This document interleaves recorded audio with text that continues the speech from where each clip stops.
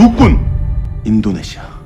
Korea Selatan yang dihebohkan dengan kasus pembunuhan misterius yang dilakukan oleh mayat hidup yang dikendalikan oleh seseorang. Setelah membunuh, mayat tersebut akan melebur hancur layaknya sebuah patung dari lumpur. Sehingga hal ini diteliti oleh ilmuwan detektif kepolisian bahwa hal ini bersangkutan dengan negara Indonesia. Sebab tidak lain tidak bukan bahwa negara Indonesia kini disoroti sebagai negara yang mempunyai penyihir atau disebut dukun santet. Berikut film The Curse That Man Spray.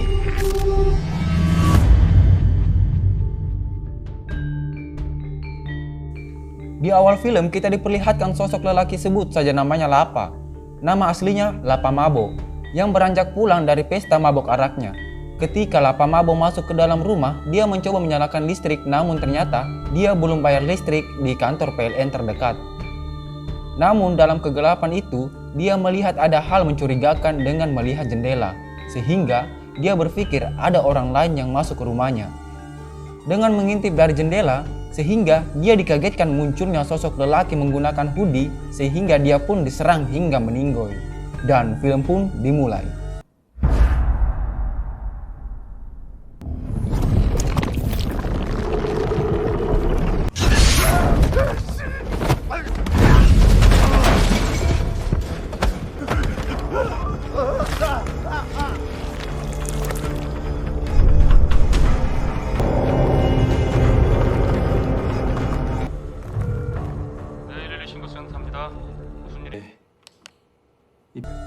Dalam kasus kematian tersebut, menjadi perhatian para kepolisian hingga mengadakan rapat paripurna.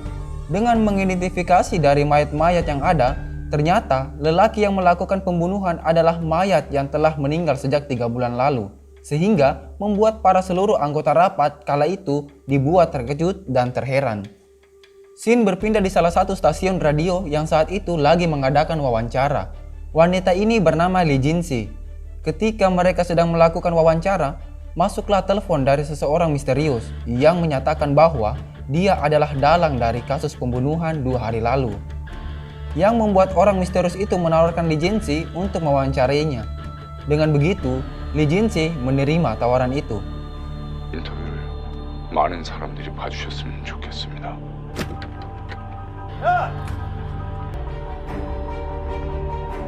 Di saat Lee Jin-si pulang dari tempat kerjanya, dia mampir di salah satu warung kopi yang bernama Haji Anto. Dengan begitu muka yang nampak dia terbebani dengan pikiran atas telepon misterius itu. Seketika Lee Jin-si sedang melamun, lampu yang berada saat itu tiba-tiba padam, sehingga ternyata ada sosok yang menyerang Lee Jin-si.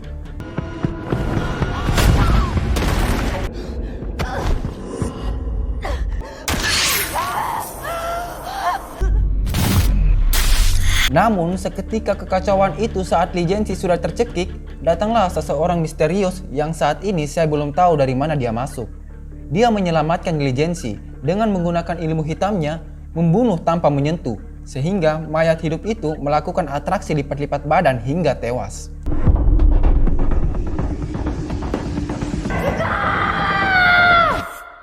Dan ternyata itu adalah mimpi. Berlanjutlah saat Lee Jin-si dan timnya sudah akan melakukan wawancara. Yang dikawal oleh beberapa polisi, raut wajah Lee Jin-si yang begitu cemas dan sedikit ragu. Namun dia mencoba untuk positive thinking bahwa semua akan baik-baik saja. Di sela-sela Lee Jin-si yang sedang bersiap, salah satu polisi melihat sosok pria yang hadir menggunakan hoodie dan memasuki ruangan Lee Jin-si. 오늘 인터뷰 요청하신 분이시죠? Sosok itu bernama Park Yong-ho. Ya, dia adalah orang yang menelpon di video sebelumnya. Dia menjelaskan secara singkat bahwa kejadian 2 hari lalu dialah yang melakukannya dan akan membunuh 3 orang lagi. Yang pertama Kim In-sok, Lee Sang-reng, dan yang ketiga Byung Seung-ri. Mereka bertiga adalah 3 bersaudara yang menduduki jabatan di perusahaan Seung-ri Pharmaceutical. Sehingga Lee Jin-si, tim, wartawan, dan kepolisian yang menonton itu dibuat terkejut. Namun Park Yong-ho menyudahi wawancara tersebut dan akan segera pergi. Namun ketika Park Yong-ho beranjak pergi, dia malah menyandra Lee Jin-si sehingga membuat para kepolisian kalang kabut dan segera membantu Lee Jin-si. Di saat Lee Jianxi ditawan, mereka mencoba menggunakan lift yang ternyata polisi yang ikut masuk ke dalam adalah suami Lee Jianxi, sehingga mereka adu jotos. 인터뷰는 누가 하죠?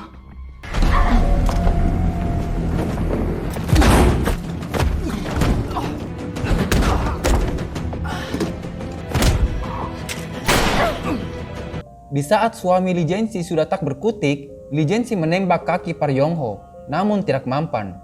Park Yong-ho yang menyeret Lee Jianxi hingga di lobi, Lee Jianxi yang saat itu tidak sengaja melihat ada tato di tangan Park Yong-ho. Lee Jianxi sadar bahwa pria ini adalah sosok mayat, sehingga Park Yong-ho tiba-tiba lebur begitu saja tanpa menyakiti Lee Jianxi.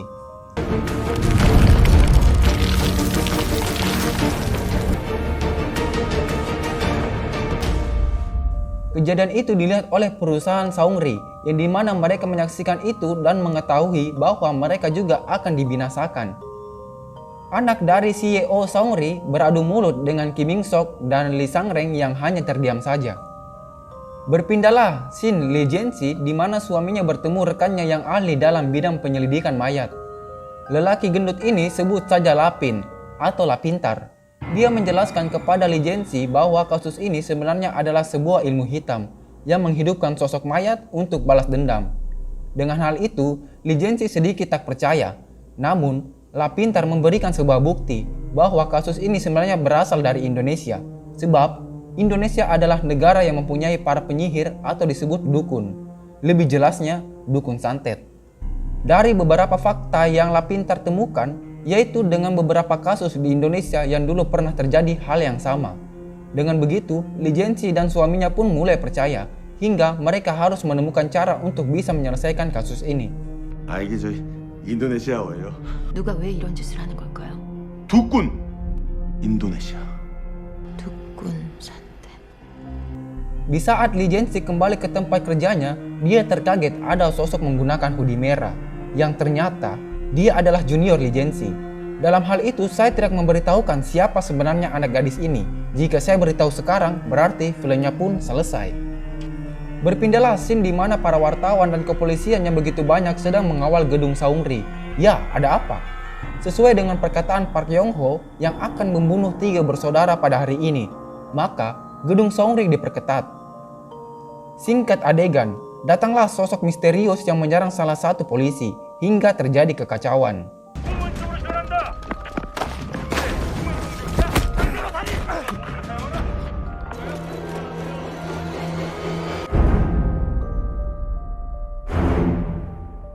Namun bukan hanya satu sosok saja, melainkan 100 sosok yang akan menyerang gedung Seungri, yang membuat kekacauan yang begitu besar.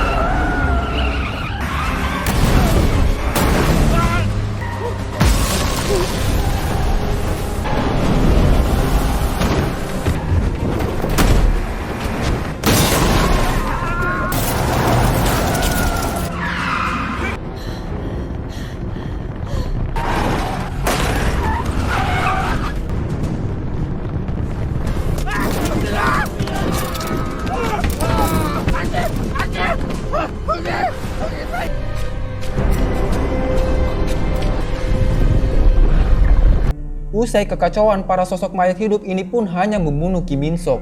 Duanya lagi akan di hari berikutnya.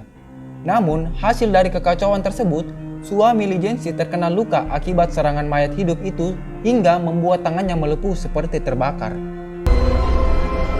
Hari pun berganti. Lee Jae-si dan rekan-rekannya sedang melakukan rapat kecil untuk membahas kasus ini. Namun Lee Jae-si yang mempunyai seperti firasat yang begitu kuat, dia memutuskan dan menyimpulkan bahwa mereka harus ke gedung tempat uji klinis. Sedikit informasi ya, bahwa tempat uji klinis ini adalah tempat milik Seong-ri yang saat itu mereka sedang menguji obat-obatan untuk para warga dengan meminta 100 orang sebagai bahan ujinya. Sampai-sampai 100 orang itu meninggal. Dan dari kejadian itu, 100 orang adalah salah satunya orang Indonesia. Hingga orang tua anak dari Indonesia itu marah sampai menyantet dan menghidupkan mayat 100 orang itu untuk membalas dendam. Waduh, luar biasa Indonesia. Merah putih nih bos, membunuh tanpa menyentuh. Kita lanjutkan. Lee Jae-si dan rekannya pun ke tempat uji klinis itu. Dengan kondisi gedung yang sudah rusak, mereka tetap memasukinya. Berharap Lee Jae-si bisa menemukan dukun itu di dalam gedung ini. Keputusan ini hasil dari firasat Lee Jae-si. Di saat mereka sedang mencari sang dukun, mereka menemukan suatu ruangan yang membuat Lee Jae-si terkejut. Ya, ruangan ini ada simbol santetnya.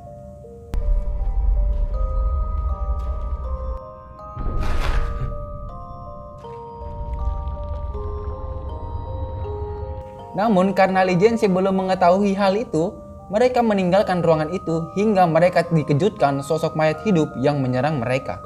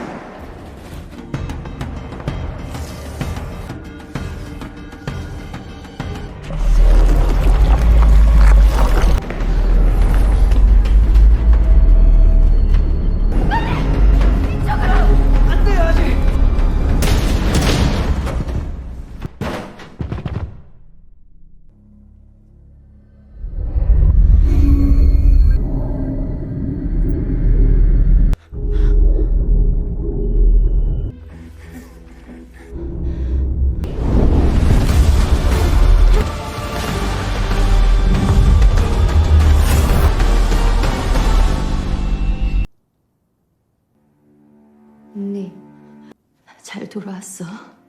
막을 수 있을 만한 곳은 다 가봤어요. Pasti kalian bertanya-tanya siapa wanita ini. Dia adalah adik Lee Jae-si yang hilang beberapa tahun lalu untuk menguasai ilmu hitamnya di negara Jepang. Sehingga dia dapat mengalahkan mayat hidup itu dengan mudah. Seusai kejadian itu, rekan Lee Jae-si mendapat kabar bahwa Lee Sang-ren meninggal meminum racun. Ya, karena dia stres atas kejadian ini sehingga dia memutuskan untuk bunuh diri. Dalam kasus kematian ini, sisa satu orang lagi, yaitu bernama Seong-ri. Di saat Lee Jae-si akan ke TKP, dia mengajak adiknya. Namun adiknya tak mau ikut bersamanya karena dia harus tetap di gedung ini untuk ikut bersama kepolisian melakukan penyelidikan dan mencari dukun Indonesia itu. Lee Jae-si yang saat itu batal ke TKP, dia mendapat info bahwa Seong-ri akan melakukan siaran wawancara untuk meminta maaf kepada korban yang sudah meninggal yang kini menjadi mayat hidup. Karena sebenarnya santet ini bisa hilang kecuali salah satu dari mereka yang membuat mereka meninggal harus meminta maaf secara tulus. Scene berpindah di gedung uji klinis, di mana mereka memasuki kembali ruangan yang ada simbol santetnya tersebut. Yang ternyata, adik Lee Jae-si mengatakan bahwa ruangan ini tidak ada. Sehingga dia menghapus tulisan yang berada di bawahnya yang ternyata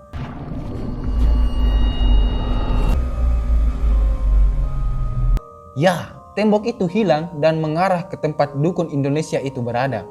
Kembalilah scene di mana Lee Jae-si sedang wawancara. Namun karena Seong-ri yang membuat pernyataan maaf tidak tulus, membuat Lee Jae-si marah dan harus melakukan rekaman ulang. Namun hal itu membuat anak Seong-ri marah kepada Lee Jae-si sehingga adu mulut para perempuan. Scene dipindahkan sosok detektif yang saat itu membongkar berkas para mayat. Yang ternyata, wanita junior Lee Jae-si adalah salah satu sosok mayat hidup yang membuat Lee Jae-si terkaget. Dan wanita ini tiba-tiba menyerang Seong-ri.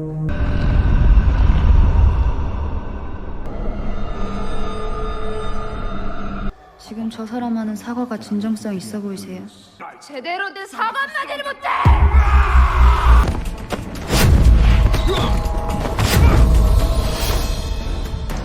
Berpindahlah scene di mana adik Lee Jae-si sudah menemukan dukun Indonesia ini yang menghidupkan 100 mayat, sehingga kalian harus menyaksikan adegan ini.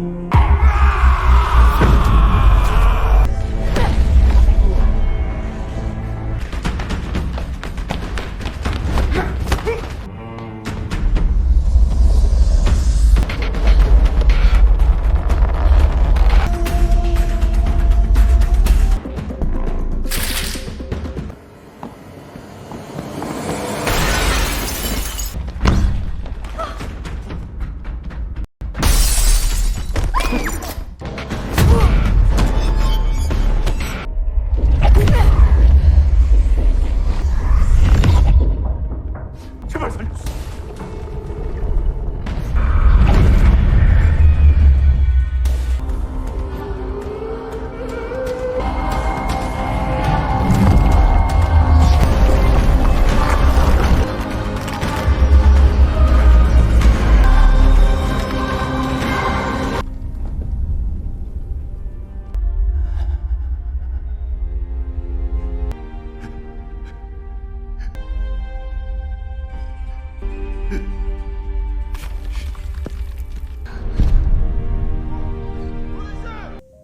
Kejadian tegang pun selesai, namun filmnya belum selesai.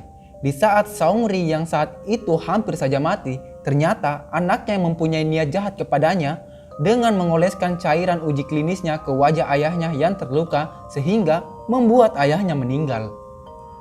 Masuklah para polisi ke TKP dan anaknya yang berpura-pura sedih.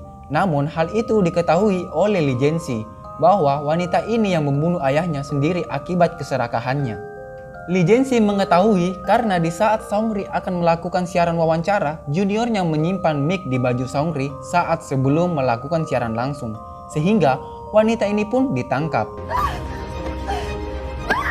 Dan film pun selesai. Itulah dia tadi film bergenre horror trailer yang mengisahkan pembalasan sang dukun Indonesia di Korea Selatan, bahwa kita dapat simpulkan ternyata dukun Indonesia go internasional. So sampai di situ perjumpaan kita, sampai bertemu di alur cerita film lainnya.